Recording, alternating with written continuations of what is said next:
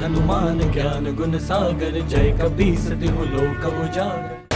अरे गज शावक कुछ अत्यधिक ही आकर्षक है ये। पकड़ो इस शावक को, ये भागने ना पाए। पीछा करो उसका।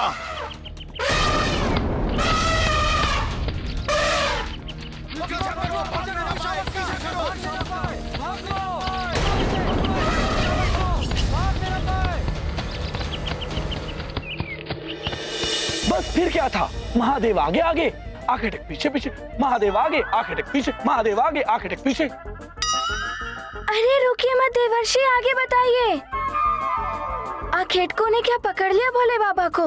वो भागते गए और आखिर तक जब बहुत पीछे छूट गए तब जाकर महादेव रुके और तब जाकर उन्होंने शांति की श्वास ली।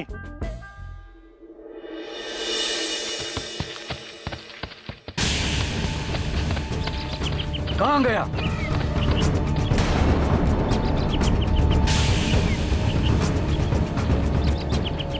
उस ओर देखते हैं। वो अरे वो गज शावक उस ओर गया है। चलो चलो चलो।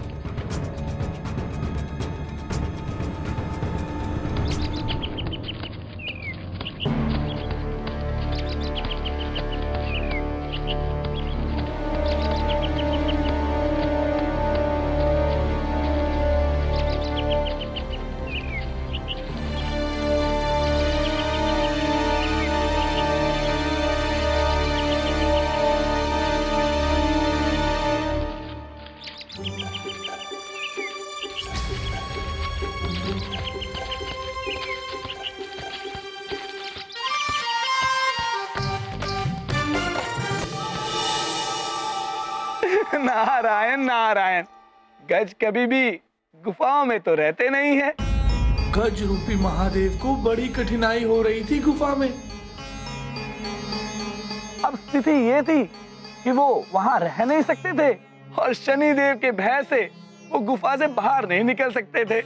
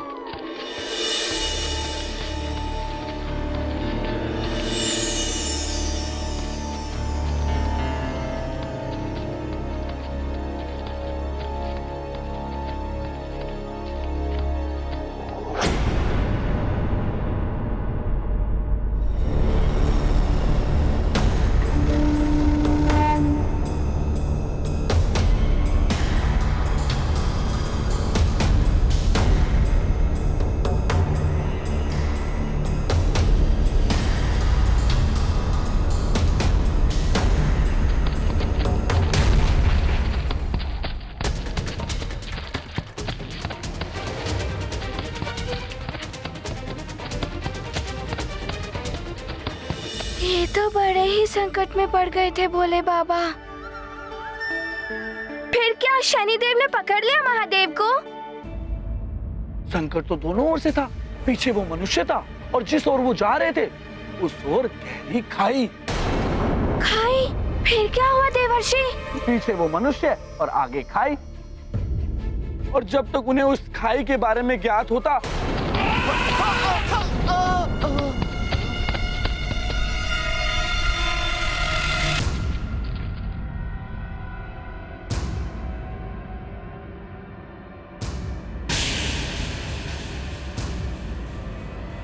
गजराज, उस ओर कहाँ भागे जा रहे हो? ऐसे भाग रहे हो जैसे कि शनिदेव तुम्हारे पीछे हो। खाई है वहाँ, गिर जाओगे। अवश्य ही तुम्हारी मति भ्रमित हो गई है।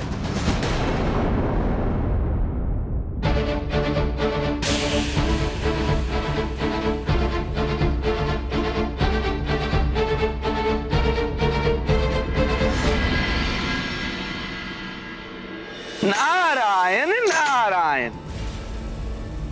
प्रणाम देवेश्वरी। प्रणाम देवऋषि नारद। कोई समाचार? अभी तक तो कोई समाचार नहीं है देवी। सूर्य अस्त होने को है, नियत समय भी समाप्त हो गया है। प्रतीत होता है शनिदेव महादेव को ढूंढ नहीं पाए हैं।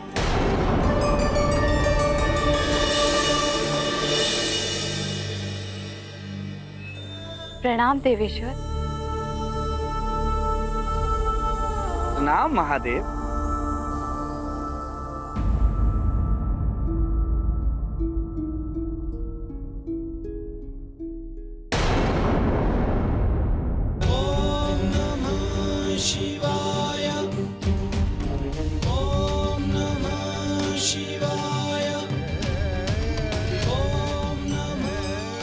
बधाई हो स्वामी, आपको शनिदेव ढूंढ नहीं पाए। मुझे ढूंढना इतना सहज नहीं था, भेस ही बदल लिया था मैंने। नारायण नारायण। अच्छा, किसका भेष धारण किया था आपने? गज का रूप धारण किया था मैंने। फिर कैसे पहचानते शनिदेव मुझको?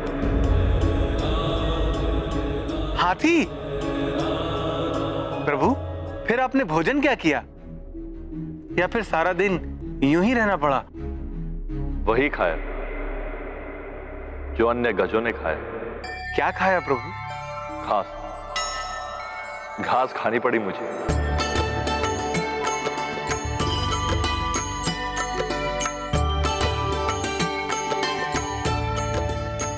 नारायण नारायण।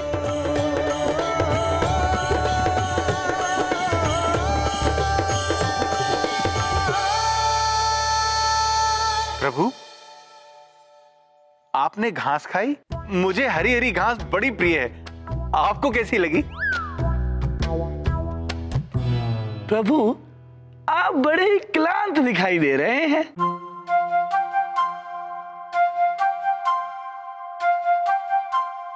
कुछ अखेटक पीछे पड़ गए थे तो भागना पड़ा। स्वामी, क्या क्या करना पड़ा आपको? पूरा दिन ही भागते भागते निकल गया आपका।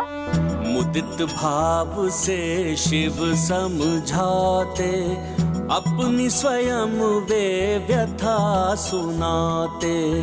विधि विधान यह महानिराला, शनि प्रभाव जाए नहीं टाला। क्या क्या अघट घटा भोले पर, क्या क्या सहन किए देवेश्वर। समझ आ गई माया सारी, शनि की दृष्टि है शिव पर भारी। किंतु शनिदेव की दशा से तो बच गए। प्रभु, कहाँ बच पाए आप? अर्थात? प्रभु, आपको गज रूप धारण करना पड़ा, खाई में गिरते गिरते बचे। ये सब क्या था प्रभु? शनि दशा का प्रभाव ही तो था, जो इतनी कठिनाइयों का सामना करना पड़ा।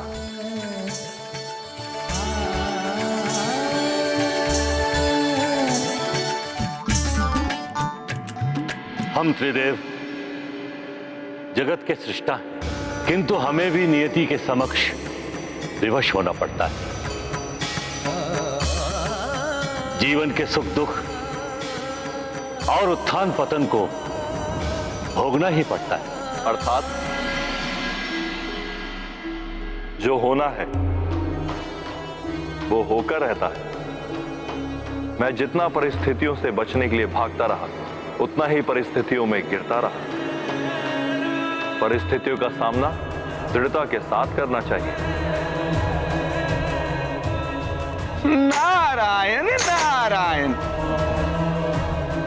अर्थात शनिदेव की महादशा के कारण भोले बाबा को इतना कुछ सहना पड़ा।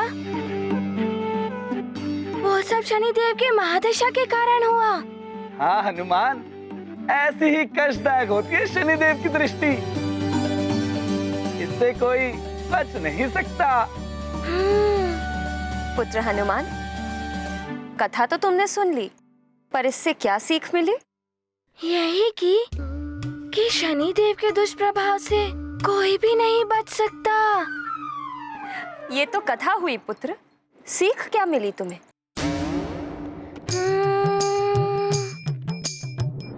हाँ, इससे ये सीख मिलती है कि परिस्थितियों से भागना नहीं चाहिए,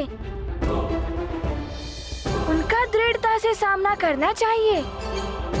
नारायण नारायण, यही उत्थान पतन तो जीवन में आते ही हैं। शनिदेव ने सिखाया है कि पतन ना हो तो उत्थान का कोई महत्व नहीं होता है। जीवन कभी भी एक सा नहीं हो सकता। नारायण नारायण। हाँ, बुरे समय से ही अच्छे समय के महत्व को जाना जा सकता है, और ये भी कि परिस्थितियों से भागने से परिस्थितियां भी पीछे पीछे भागती हैं। किंतु ऐसी ही विकट परिस्थिति अब चंद्रदेव के समक्ष आ रही है। ना जाने कैसे करेंगे वो इस परिस्थिति का सामना। नारायण नारायण। शनिदेव की दशा के प्रभाव से भोले बाबा यदि संकट में पड़ गए, ना जाने चंद्रदेव का क्या होगा। हनुमान, ये ग्रह गोचर के योग अटल होते हैं। अब चंद्रदेव इस आने वाले संकट का दृढ़ता से सामना करते हैं या बचने के लिए उपाय निकालते हैं, ये तो समय ही बताएगा। अच्छा, अब मैं प्रस्थान करता हूँ।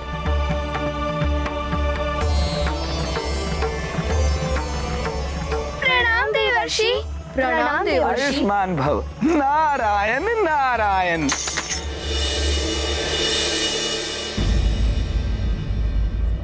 चंद्रदेव, क्षमा मांगने से कोई तुच्छ नहीं हो जाता। भूल को स्वीकार करके सबके हित के लिए आगे बढ़ जाना ही बड़प्पन है। उचित होगा कि आप शनिदेव से क्षमा मांगकर परिस्थिति का दृढ़ता से सामना करें। किंतु मैं क्षमा क्यों मांगूं? इसलिए कि आपने हरिदेव सभा में अपमान किया है शनिदेव का। क्षमा मांगने से विवाद का अंत हो जाता है, शनिदेव का प्रकोप भी कम हो जाएगा। चंद्रदेव, क्रोध की अग्नि को क्षमा के जल से शांत किया जाए, अन्यथा अग्नि में हाथ डालने से हाथ जलेगा ही। शनिदेव को हम त्रिदेवों ने ही ये शक्ति दी है। विधि के विधान से बंधे होने के कारण हम उनसे ये शक्ति नहीं छीन सकते। हम त्रिदेवों पर यदि शनि दशा का योग बनता है तो हम भी नहीं बच सकते शनिदेव के प्रकोप से।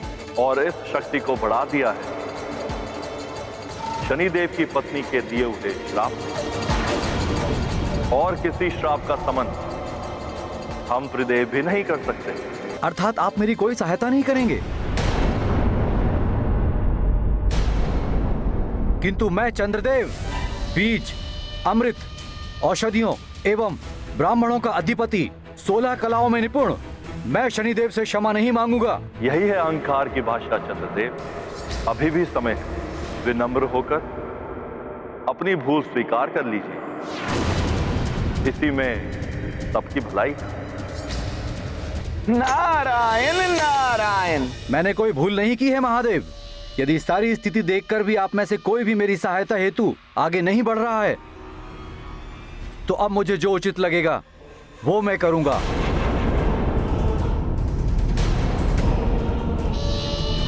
प्रणाम।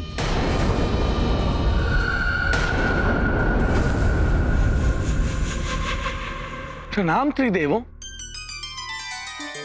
चंद्रदेव का अहंकार और शनिदेव का प्रकोप।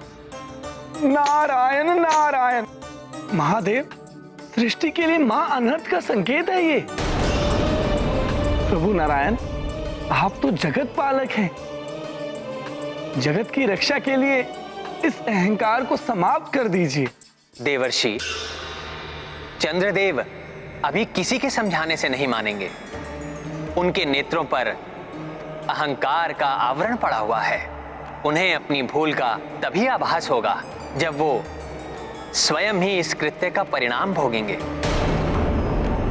ये जग के लिए भी एक सीख होगी देवऋषि, कि अहंकार कैसे पतन की ओर अग्रसर कर देता है मनुष्य को।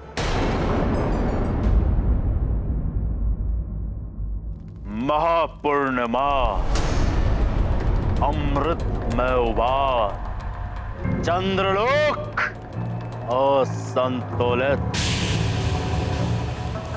शनि दशा चंद्रदेव का मस्तिष्क असंतुलित प्रजापति दक्ष से गुहार लगाते हुए त्रिदेवों के पास भटकते चंद्रदेव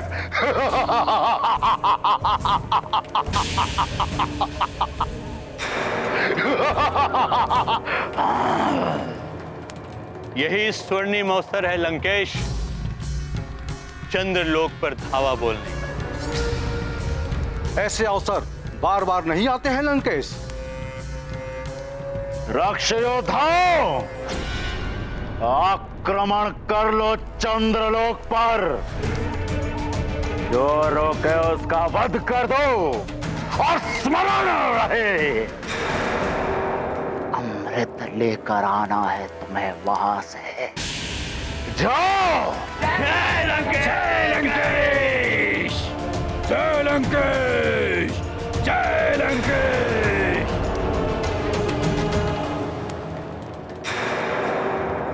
ये वरदानी राक्षस नारायण अवतार के अतिरिक्त किसी अन्य के हाथों इनकी मृत्यु कभी नहीं हो सकती। वो देवता इनका कुछ भी अहित नहीं कर पाएंगे। बहुत चतुराई का कार्य किया है तुमने लंकेश, बहुत अच्छे। दैत्य गुरु, लंकेश का जाना मृत्यु को निमंत्रण देना था। श्वसुर श्री, नेत्र बंद करके लक्ष्य नहीं साधता है रावण। उचित है लंकेश, क्योंकि जिस स्थान पर अमृत को रखा गया है वहां पर वही पहुंच सकता है जो अवध्य है। देवताओं से तो मैं अवध्य हूं ही, किंतु अमर होने के लिए मेरा अमृत पान करना आवश्यक है। और अब अमृत पान करने से मुझे कोई नहीं रोक सकता। तो बालकों, ये थी भोले बाबा और शनि देव की कथा। ये सब ध्यान रखना, जब भी तीव्र वेग से दौड़ना हो तो संभल कर दौड़ो, आगे खाई भी हो सकती है। पाँव ना रुके तो सीधा खाई में। यदि शनि देव ही पीछे पड़ गए तो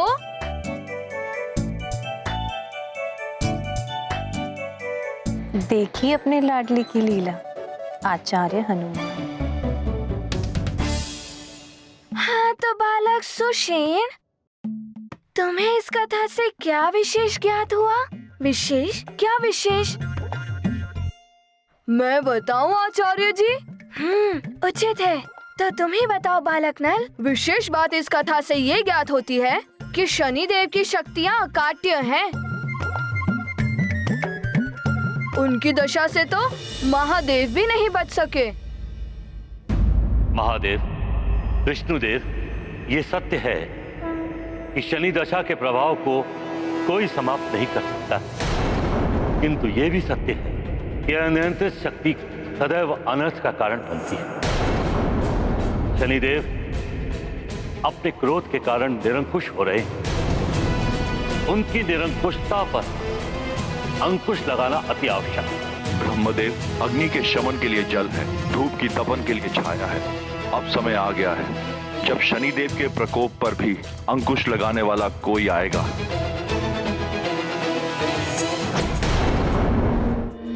किंतु बालकों, सबसे बड़ी सीख अवश्य ध्यान रखना कि परिस्थिति कितनी भी कठिन क्यों ना हो, उसका दृढ़ता से सामना करना चाहिए। कठिन परिस्थिति में जो अपना चरित्र नहीं खोता, वो ही परिस्थिति पर विजय पाता है। प्रणाम महाराज। प्रणाम महाराज श्री।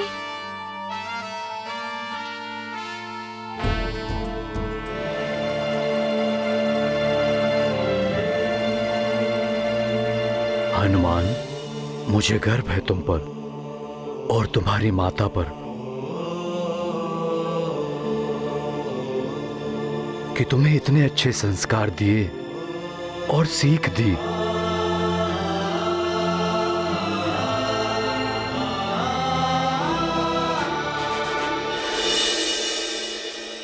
जो माता पिता आप दोनों की भांति अपने पुत्र के लिए अपने कर्तव्य निभाएंगे, उनका पुत्र संस्कारवान होगा ही।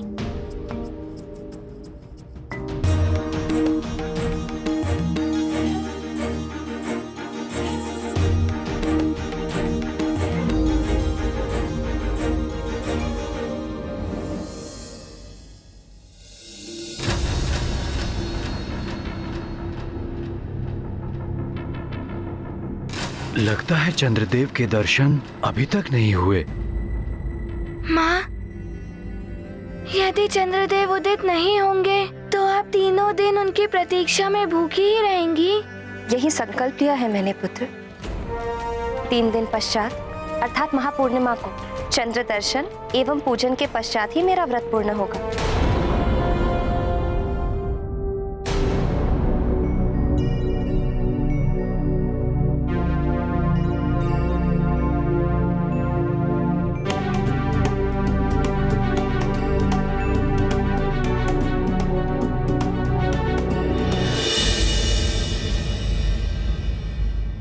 कब तक प्रतीक्षा करनी होगी चंद्रदेव के उदित होने की?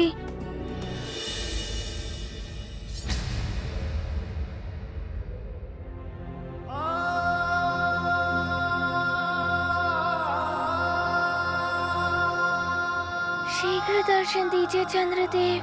मेरी माँ ने प्रातः काल से अभी तक कुछ भी ग्रहण नहीं किया है।